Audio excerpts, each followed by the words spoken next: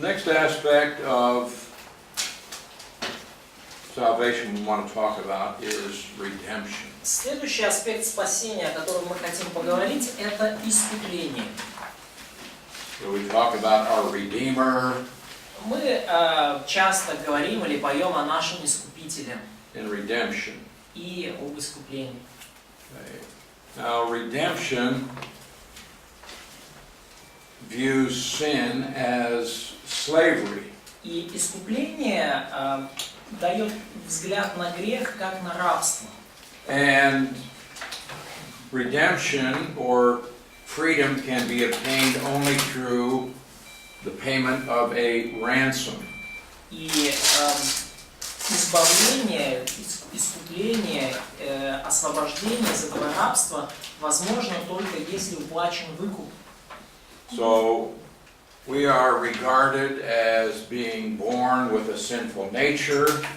Библия смотрит на нас как на рожденных с греховной природой. And therefore we are born spiritually dead to God. И потому мы рождаемся духовно мертвыми для Бога. And because of this sinful nature, we are slaves to it. И по причине нашей греховной природы мы рабы нашей природе. And so we are in slavery to sin. И таким образом мы в рабстве у греха. So sometimes we use the phrase slave market of sin. И мы иногда используем вот эту фразу «невольничий рынок греха». Even though that phrase is not found in the Bible, Ну, даже несмотря на то, что эту фразу невозможно найти в Библии, but невольничий рынок, понятно, да, о чем речь? Рынок, где продавали рабов. Рабский.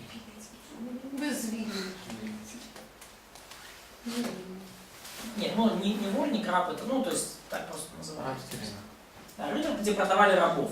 but in Romans 6:17, В Римлянам 6:17 he said, "You were the slaves of sin." говорится, что вы были прежде рабами греха. Now we are slaves. We are born into slavery. И мы рабы, и мы рождены в рабстве.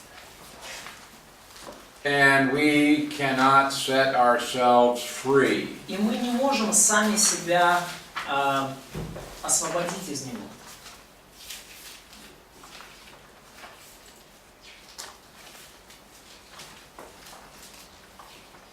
So redemption is the saving work of Christ, И искупление – это спасающий труд Иисуса, by which He purchased our freedom from the slave market, через который Он выкупил, заплатил за нашу свободу на вот этом рынке рабов, да, невольничьем рынке. So in Romans 6:18 he says, "You were slaves, but you've been set free from the sin nature."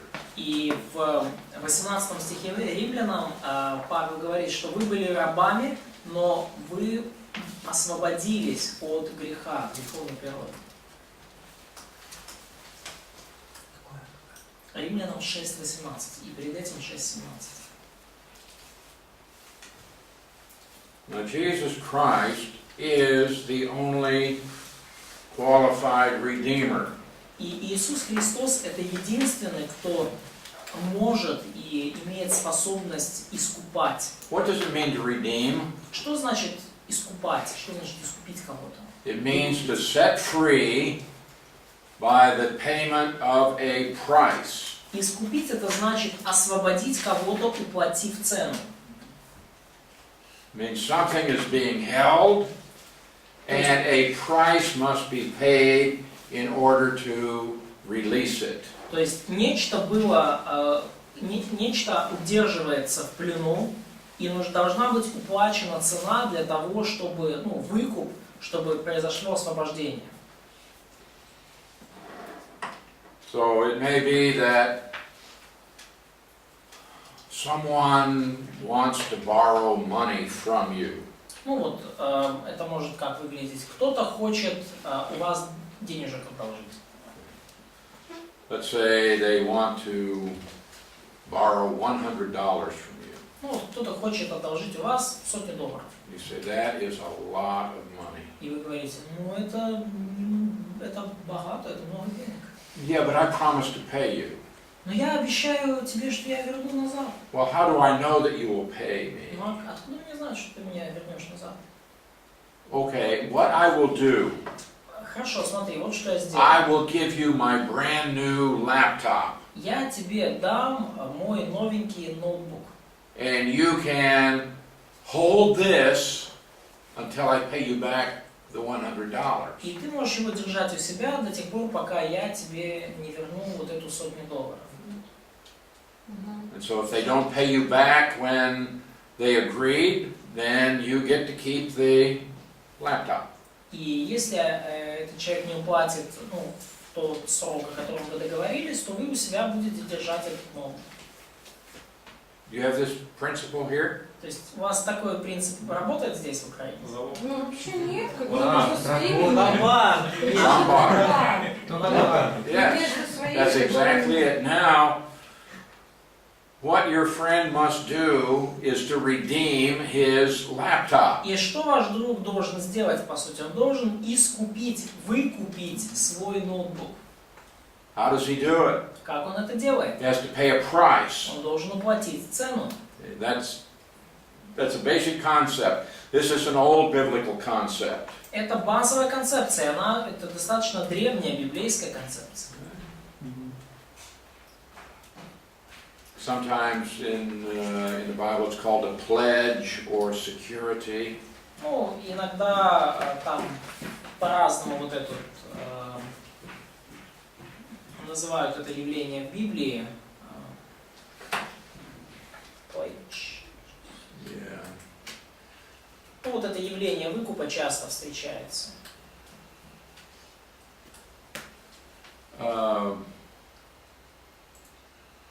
In Genesis 38:17. Бытие 38:17. This is very interesting. Залог, да. Where you have Judah, Когда вот там есть Иуда, and he wants to have sex with this woman he thinks is a prostitute. и Иуде захотелось сексом заняться там с этой женщиной, он думал, что она как блудница, Actually, it was his daughter-in-law, а на самом деле она была его невесткой, but he didn't recognize her. но он ее не узнал. And so he wants to have sex with a prostitute, И вот он хотел заняться сексом с этой блудницей, and she said, well, how much are you going to pay me? и она сказала, и так сколько же ты мне заплатишь? He said, I don't have any money with me, Он сказал, нет никаких денег у меня с собой. but I promise to give you a goat. Но я обещаю тебе козленка дать. And she said, well, how do I know that you're going to do that? Она сказала, ну и как же откуда мне знать, что ты это He said, сделаешь? will you give me a pledge until you send it? И она сказала, дашь ли ты мне залог, пока пришлешь?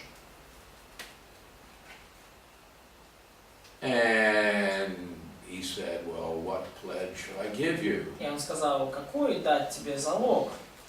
She said, give me your signet and your cord and your staff. И она сказала, дай печать твою, и перевязь твою, и трость твою, которая в руке твоей.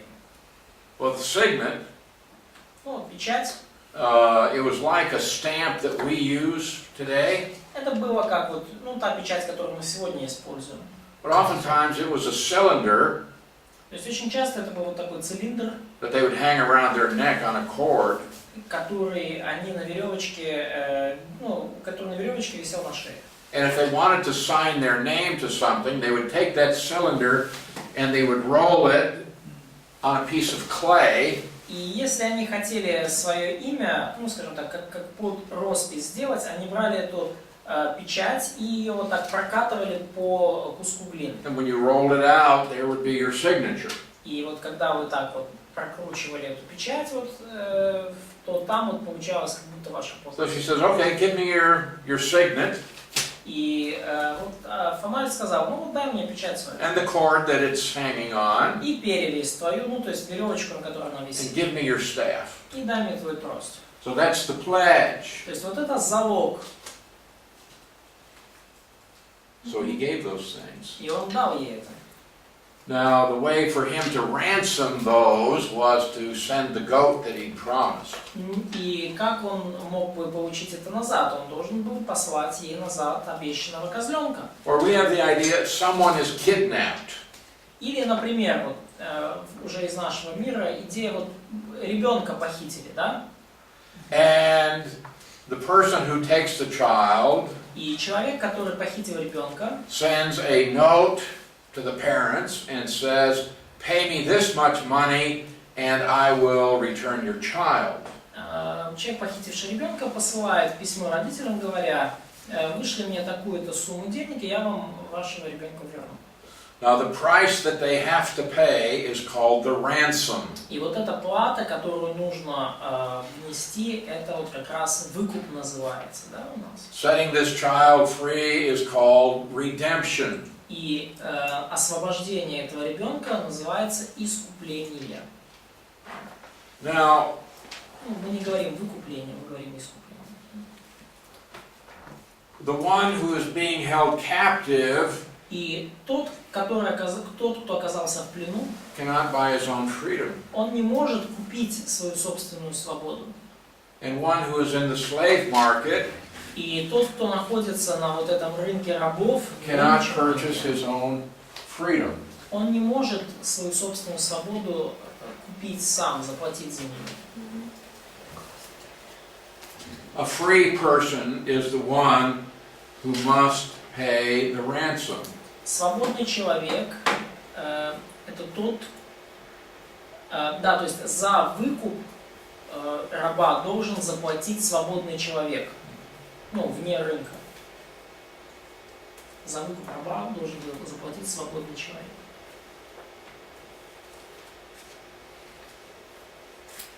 Ah.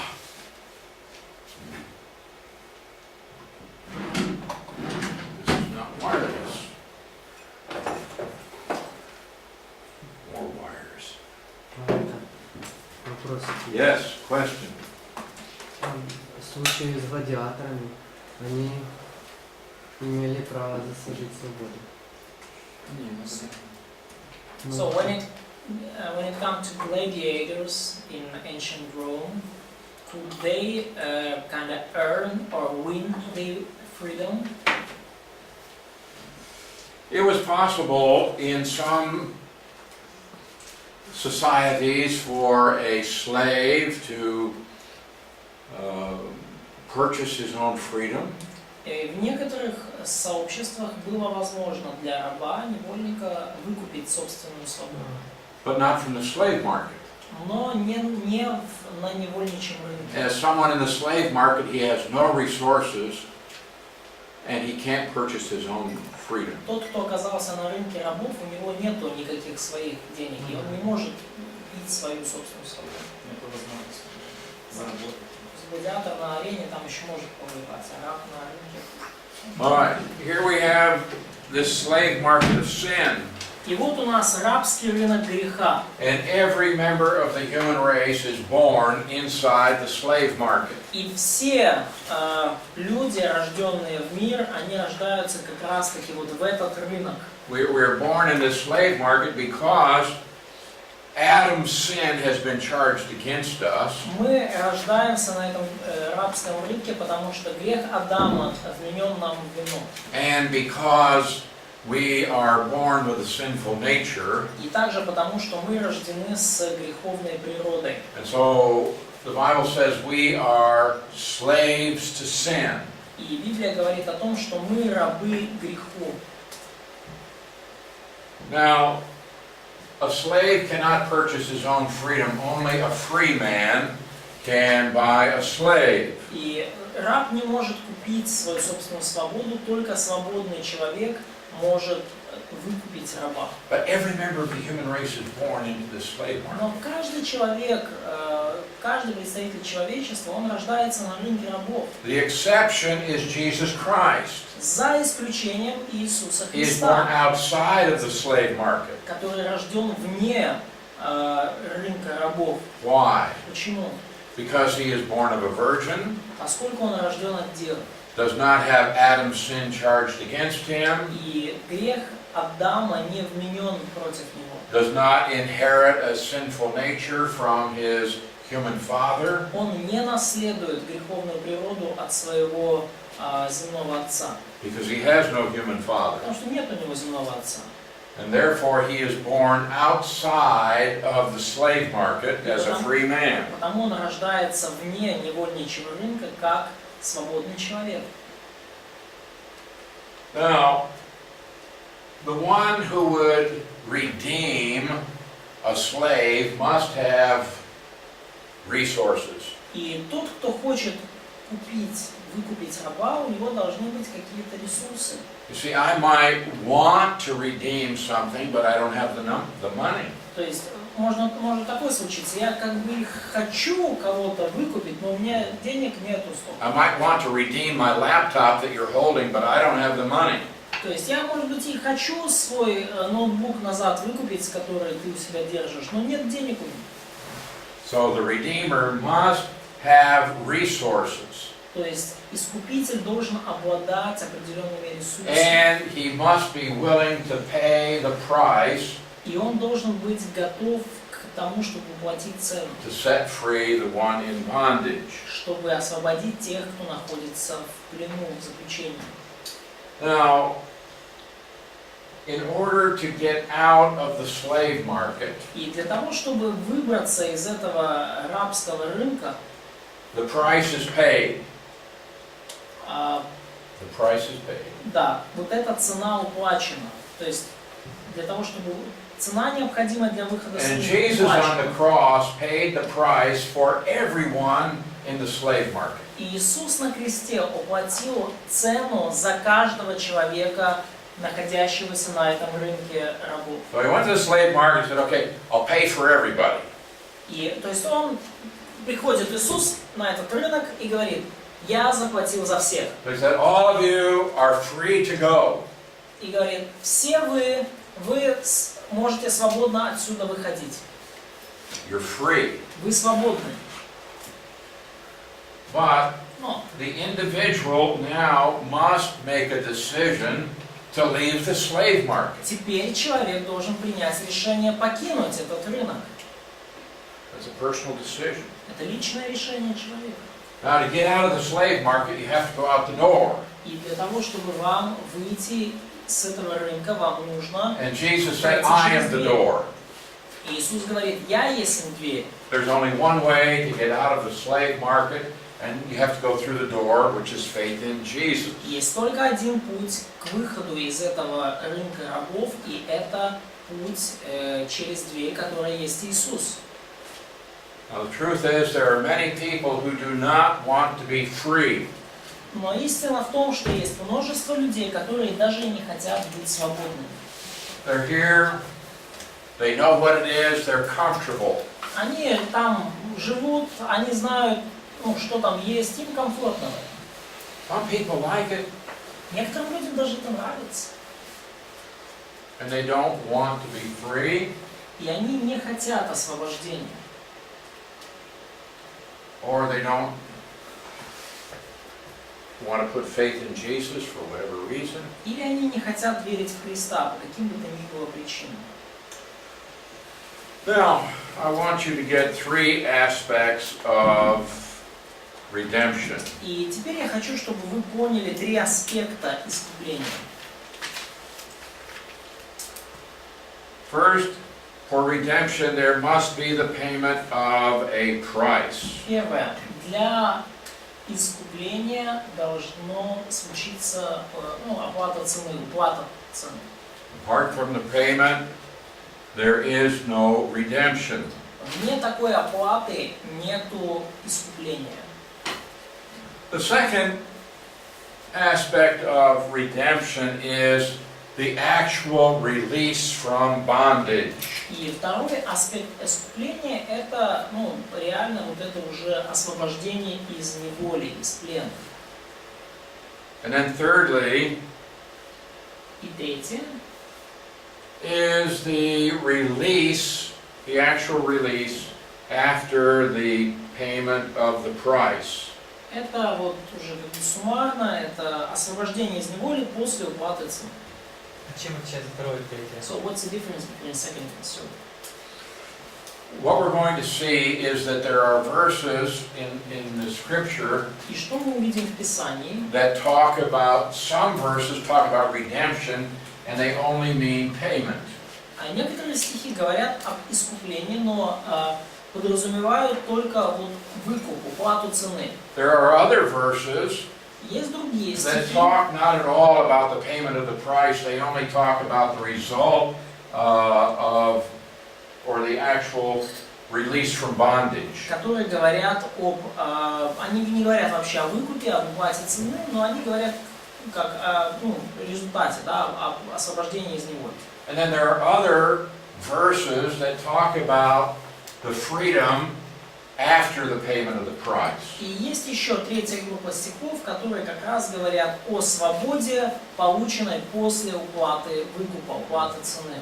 And so we're going to look at some verses here. И мы посмотрим сейчас на некоторые стихи. And we need to understand that we have these three different aspects of redemption. И нам нужно понять, что у нас вот здесь есть три различных аспекта искупления. Because if you don't understand we have these three separate ideas, then you're going to get confused about redemption. И если вы не уясните, что есть вот эти три отдельные идеи, то тогда у вас немножко смешается все в голове на тему искупления. Okay, some verses only talk about payment, but they don't talk about freedom. И некоторые стихи Библии говорят только об уплате цены, но и не говорят о свободе. All right, let's look at some of these verses. Давайте посмотрим на некоторые из этих стихов.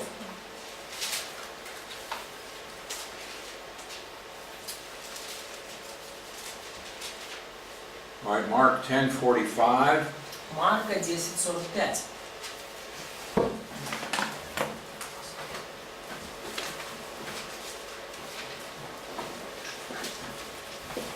Okay, the Son of Man did not come to be served, but to serve and to give his life a ransom for many. Ибо и Сын Человеческий не для того пришел, чтобы Ему служили, но чтобы послужить и отдать душу свою для искупления многих. Okay, here we find the word ransom. И здесь мы находим вот это слово искупление. This doesn't say anything about salvation. Здесь ничего не говорится о спасении. Doesn't talk about any liberation here. И не говорится ни о каком освобождении здесь. Talks simply about the price that was paid. Говорится просто о той цене, которая была уплачена. There was a very famous case in America, I don't know, maybe 40 years ago. Chaos. Huh? Chaos. A case, a situation. Ага. Да, была очень такая знаменитая ситуация в Штатах, случилась где-то 40 лет назад. There was a very wealthy man who owned many newspapers. Был очень богатый человек, владевший многими газетами. He had a young daughter, И у него была маленькая дочка. I don't remember, 20, 21 years old. Ну, не совсем маленькая, молодая. Ей было там 20-21 год. And she was kidnapped. И ее похитили. And the kidnappers said to her father, "You must give us $5 million or we will kill your daughter." И похитители написали отцу, сказали: ты нам должен заплатить $5 миллионов, или мы твою дочь убьем. So the man paid the money. И этот мужчина, он уплатил эти деньги. But his daughter had become sympathetic with her kidnappers. Ну и его дочке эти похитители как-то так понравились. And even though they now had her father's money, she refused to leave them. И даже несмотря на то, что отец передал похитителям деньги, она отказалась из этого плена уходить. She even robbed a bank with them. Она даже банк вместе с ними ограбила. So her father had paid the ransom, То есть ее отец уплатил цену, but there was no freedom но свободы она не получила. because she decided she didn't want to go free. Потому что она решила, да не хочу я на эту свободу. Okay, so here we have verses like this that only talk about the payment of the price. It doesn't talk anything about the prisoners going free. То есть вот такого рода стихи у нас есть, где говорится лишь об уплате цены и не говорится о выходе пленников на свободу. In 1 Timothy 2:6, В 1 Тимофея 2:6 it says, Christ gave himself as a ransom for all. сказано, что Иисус предал себя для искупления всех. The payment of the price. Это уплата цены. The payment of the price here is himself. И цена уплаченная – это сам Иисус. So he gave himself. Он отдал самого себя. We have the idea of a substitute here. То есть вот здесь у нас идея именно заместительной жертвы. He's giving himself as the ransom, the payment price. Он отдал себя как в качестве выкупа для уплаты цены. This doesn't say that anybody will go free. It just says that the price was paid. Не говорится о том, что кто-то выйдет на свободу, но говорится о том, что цена уплачена To set them free. для того, чтобы люди могли выйти на свободу. All right.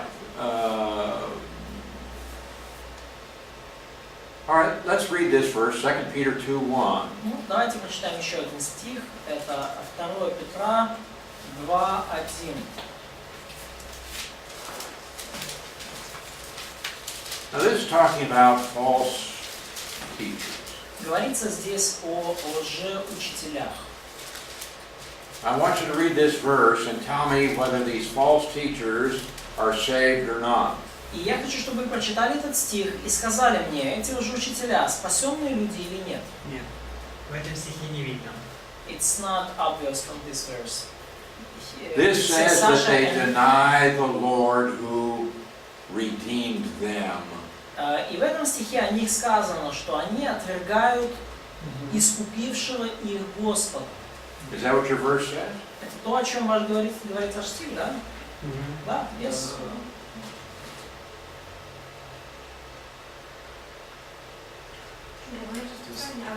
Они спасутся, наверное. Не, они могут спастись, но они не приняли спасение. Тихо написано, что купил всех.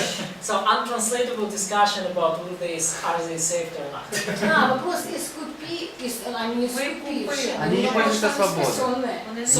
So they are redeemed, but it's not written that they are saved. Okay, they're redeemed. Они искуплены. Okay. Right? Оплата здесь нахуй. Но Тита, то, что мы только читали, Тимофеем только читали, что искупившего всех. Значит, всех. Timothy, we've been reading about Вопрос по контексту именно здесь сейчас. ransoming all. So, ransom for all men. Значит, не все искупленные, все люди искупленные, но не все спасенные. Не все So it только means that all people are redeemed or paid ransom for, but not everyone is saved. Okay. Now, you see what they're doing? They are denying the Lord. Видите, что они делают? Они отвергают Господа. They are rejecting the Lord who Они redeemed them. отрицают Господа, который их искупил. All right, now Jesus paid the ransom price for all. И вот Иисус уплатил цену, выкуп за всех людей. So the price has been paid for all. То есть цена была уплачена за всех. The price is paid for all of these people in the slave market. Цена уплачена за всех этих бедных людей на невольничьем рынке. So that we can say even those who reject Christ, the price has been paid to set them free.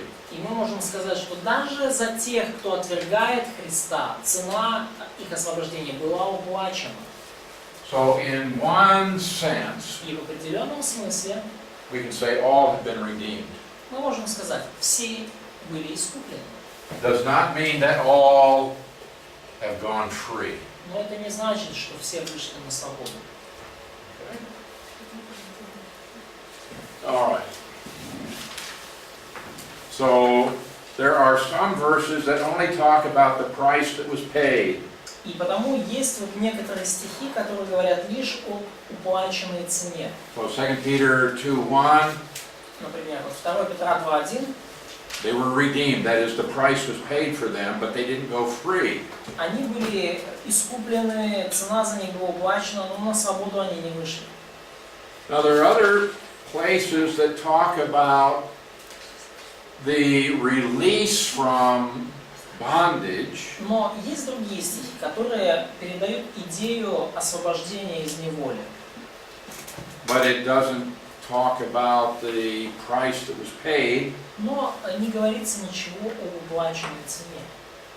So I redeemed my laptop. То есть я искупил свой ноутбук, Okay, I have it back. я его назад получил, It's been redeemed. он был искуплен. I'm not talking about the price that was paid, just the fact that it was, Я не говорю об уплаченной цене, я Released. просто констатирую факт, что ноутбук освобожден из плена. Okay. So let's look at these verses in Ephesians. Давайте посмотрим на эти стихи в послании к Ефесянам. Ephesians 1:7. Ефесянам 1:7. In Christ we have redemption through His blood. В Христе мы имеем искупление кровью Его. Now here we have a different word И вот здесь у нас уже другое слово for redemption. для искупления. By the way, there are 8 different Greek words that are used for redemption in your New Testament. Да, и вообще-то в Новом Завете есть 8 греческих слов, которые используются для передачи идеи искупления.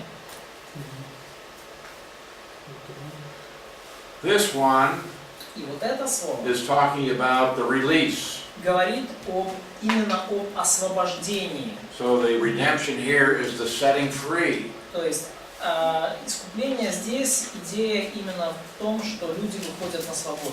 То есть уже выходит с рынка, да? Да.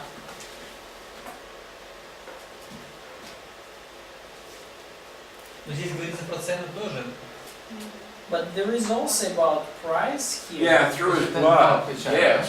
Да, То есть да. это как больше Кровь. третий аспект. Yeah, but the It's idea more of the like- word is that we have the release, the setting free. Да, то есть идея самого слова, греческого, да, здесь именно идея освобождения, выхода на свободу. Это идея, которая передает греческое слово.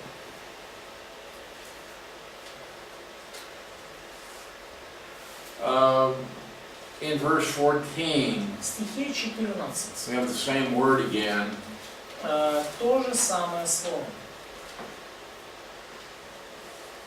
It says that the Holy Spirit is the guarantee of our inheritance Сказано, что Дух Святой есть залог наследия нашего. until the redemption of the purchased possession. Для искупления удела Его. В 14 стихе же говорится про как третья фаза спасения. But this verse 14 seems like he is talking about the third phase of salvation. You're correct. Ты прав? Но это не искупление в плане как освобождение от власти греховной природы. But it's not a redemption in a sense of being set free from sinful nature. Как третья фаза, это и есть освобождение. Well, От власти греховной природы. Хорошо, попробуем сейчас. we have here the purchased possession. Вот здесь у нас используется вот это слово удел. И как сейчас современно. But I'm saying that the word for redemption here means release. Ну, я просто хочу сказать, что слово греческое, да, здесь значит именно выход на свободу. Yes, in context, he's talking about the redemption of the body, such as we find in Romans 8:24. Ну и в контексте здесь говорится об искуплении тел, да, то есть, как мы видим, например, в контексте Римлянам 8:24. То есть, ну, как бы искупление тел, там, ну, например, будущего воскресения. I'm sorry. Let's go. Verse 23. Римлянам 8:23, давайте. He says, we are waiting for the redemption of our body. И сказано здесь, что мы ожидаем полного усыновления, искупления наших тел. Это современный перевод. Okay. Yeah, again, this is talking about phase 3, no question. Ожидаем усыновления, искупления тела нашего. Конечно же, тут говорится о третьей фазе спасения. Вопрос. But see, the word redemption, it's just talking here about a release, setting free. Но здесь вот это слово греческое, да, переведенное как искупление, говорит просто об освобождении, о том, чтобы выйти на свободу. Я хочу уточнить про искупление. I Это just want to clarify this. то действие Христа, которое оказывает влияние на первую фазу спасения, на первую, третью или на все три. То есть я понимал сначала, что это касается того, что произошло в первой фазе спасения. So it is a work of Jesus which affects only first phase of salvation, or it affects first and third phase of salvation. Because I was originally thinking that redemption is all about first phase. Okay, we've got two different things here. Ну вот здесь у нас две разные вещи. And I'm sorry I didn't clarify this. И я прошу прощения за то, что не If we're just talking about the concept, Если мы говорим просто о концепции, in concept, redemption means setting something free because a price has been paid. концепция искупления говорит о том, что кто-то выходит на свободу по причине уплаченной цены, выкупа. And this can refer to what we have, phase 1, И это может относиться к тому, что у нас есть в первой фазе, or it can refer to something in phase 3. но также это может относиться к чему-то и в третьей фазе. Sometimes it even refers to something in phase 2, И иногда это может относиться даже к чему-то во второй фазе, where we can be redeemed from a bad situation. когда мы оказываемся искупленными из какой-то плохой ситуации. But the idea is that you've been set free Но идея здесь именно в том, что вы освобождены because a price has been по paid. причине уплаченной That's the кем-то concept. цены.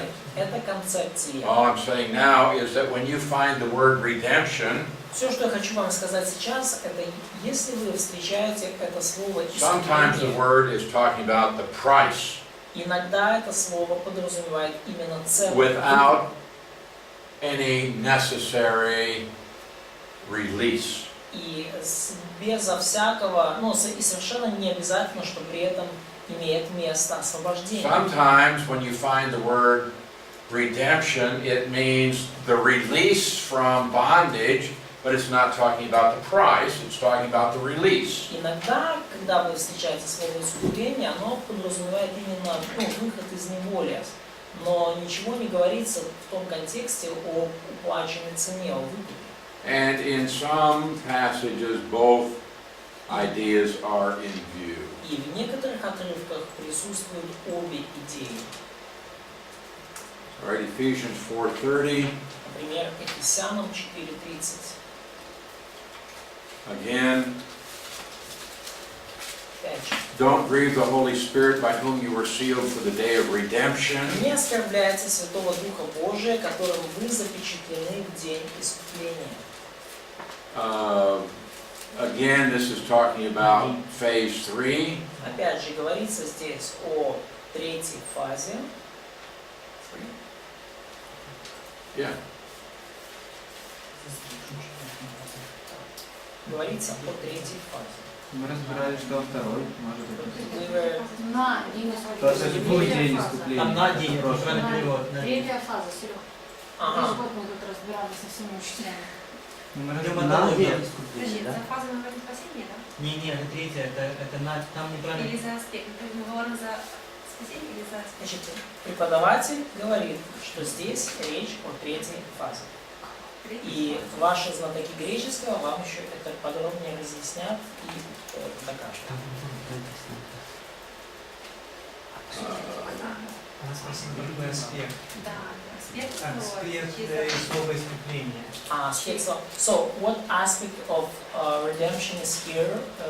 First, second, or In where? in this passage, Ephesians Which 4:30. passage? Ephesians 4:30. Is it about release or price being paid or both? No, it's talking about the day of freedom, the day of release. Но здесь говорится как раз о дне искупления, как о дне освобождения. No, Второй аспект. phase 3. Фаза третья. Второй аспект. But the Oh, second yes, aspect. yes, yes. Да, аспект второй, да. Yeah.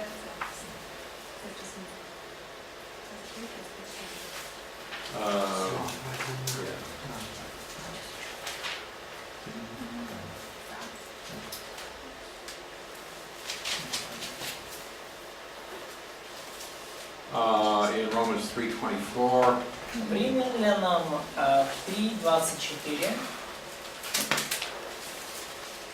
we are justified freely by His grace through the redemption, that is the release. Мы получили оправдание даром по благодати Его искуплением во Христе Иисусе, то есть через искупление, через освобождение.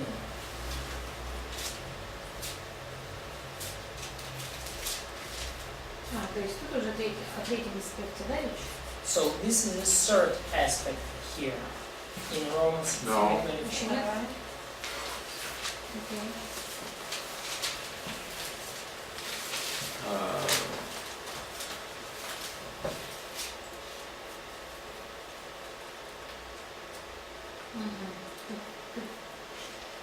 Второй аспект.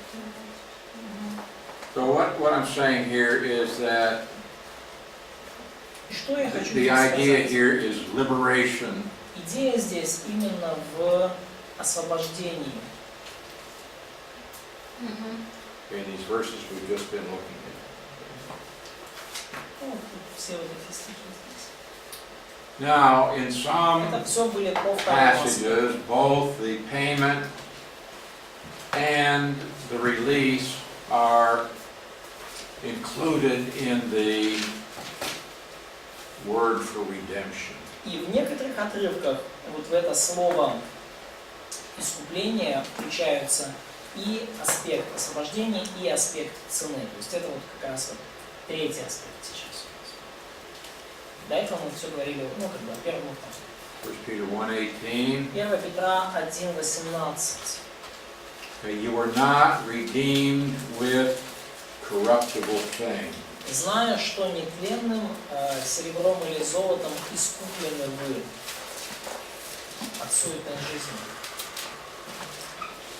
Now here we have redemption that is talking both about the payment of the price as well as the subsequent release. И здесь у нас уже искупление, слово искупление несет смысл как уплаченной цены, так и последующего освобождения из плена.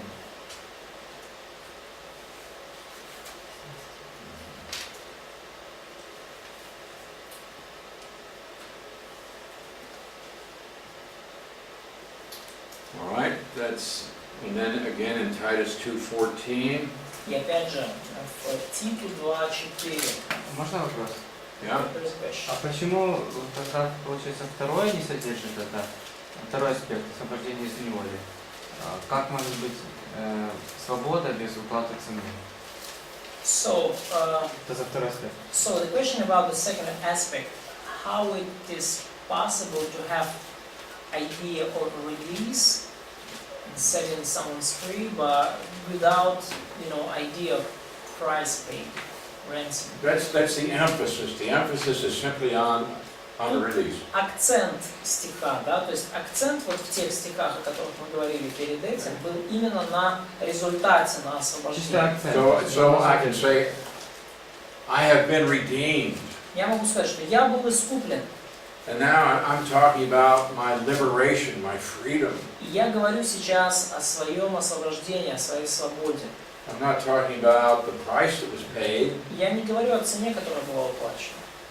The emphasis is on the freedom. Акцент именно на результате, на полученной Of course, свободе. a price had to be paid to secure my freedom. Цена должна была быть уплачена, чтобы я получил свою свободу. But sometimes we can talk about the ransom Но иногда мы можем говорить о выкупе, without talking about the redemption, without the freedom. о выкупе, который не принес за собой освобождение. Right? Да. Ну, в центре. Sometimes we just talk about the freedom that was secured, И то есть мы говорим часто о свободе, которая уже доступна, уже зарезервирована, возможно. and the idea of the payment price is not included in the word. Но идея уплаченной цены не включена в слово.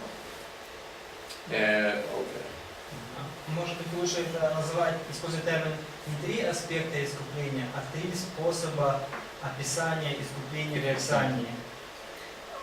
Maybe it's better not describe it not like 3 aspects of redemption, but 3 ways of descripting redemption in Or Scripture. maybe we would say, Или даже мы могли бы так сказать.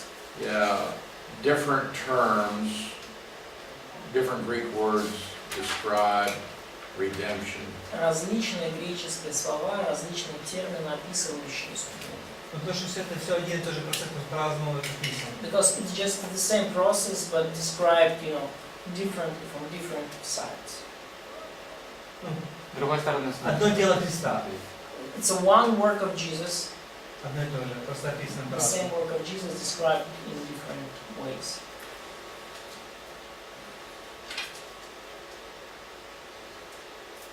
Yes. Да. But Но there are some words есть that некоторые are only слова, talking about this. которые говорят только об этом. There are other words that are talking about this Есть другие слова, которые говорят об этом, without any mention of this. без всякого упоминания выкупа. And then there are some words И есть также еще одни слова, where both ideas are involved. где уже обе идеи имеют место. Okay. Now I did not go through and give you the 8 different Greek words that are used. И я не буду вам, скажем, я не буду так углубляться и давать вам вот эти 8 греческих слов, которые используются. I mean, we can do that. Ну, конечно же, мы можем это сделать. I wanted you to get the concept here. Но я хочу, чтобы вы здесь просто поняли идею, концепцию. Можно вопрос? Yes? Третье, это получается первое и второе вместе? Да. The third aspect is like first and second together. Yes. combined. Yes. Первое отдельно, второе отдельно. Полный пакет. А? Сейчас начну. Full pack. All included. Full pack. So, what I'm trying to get you to understand here И is что that я хочу, чтобы you вы may сделали, find the word for redemption это то, что вы можете найти слово для встретить слово искупление. and you need to understand it does not always mean that somebody has been saved. И оно далеко не всегда означает, что некто был спасен. So there is a universal aspect of redemption, that is Christ paid Есть таким образом универсальный аспект искупления, что Иисус заплатил He paid the price for everyone. цену за всех. But that doesn't mean that everyone is free. Но это совершенно не означает, что все свободны.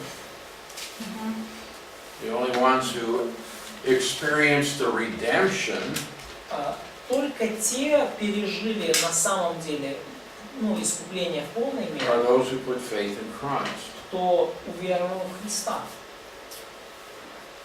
All right, in Titus 2:14, В Титу 2:14.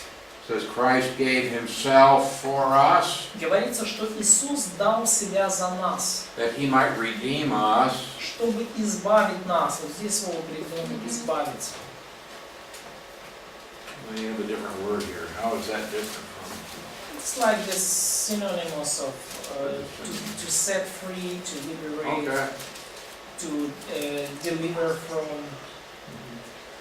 But this word has in view both the payment of the price and the subsequent liberation. Но вот это уже греческое слово, в нем заложена одновременно и идея уплаты цены, и идея освобождения. So there's a definite distinction between the payment of the ransom price И потому есть определенная разница между уплатой выкупа, and the payment price the Bible describes as the precious blood of Christ. и уплаченная цена Библия описывает ее как драгоценная кровь Христа. And there's a distinction between the payment of that price and the liberation. И есть четкая разница между уплаченной ценой и освобождением. So this helps us understand how the Bible can say that our ransom has been paid for all, И это помогает нам понять, каким образом цена была уплачена за всех, how unbelievers have been redeemed, каким образом неверующие люди оказываются при этом искупленными. if we understand that we have these three different concepts. Все это легко понять, когда мы понимаем вот эти три различные концепции. Okay? Хорошо? All right. Any more questions about redemption? Есть ли еще вопросы о искуплении? So if I ask you, И если я спрошу вас, give me two specific concepts regarding redemption, приведите мне две конкретные концепции, связанные с искуплением. what I want you to say, Что я хочу от вас услышать? payment of the price, Уплата выкупа, цены liberation и освобождение from the bondage. из плена. Уплата цены, освобождение из неволи. Okay? Хорошо? Окей. Let's go to lunch. Пойдемте ко мне на обед.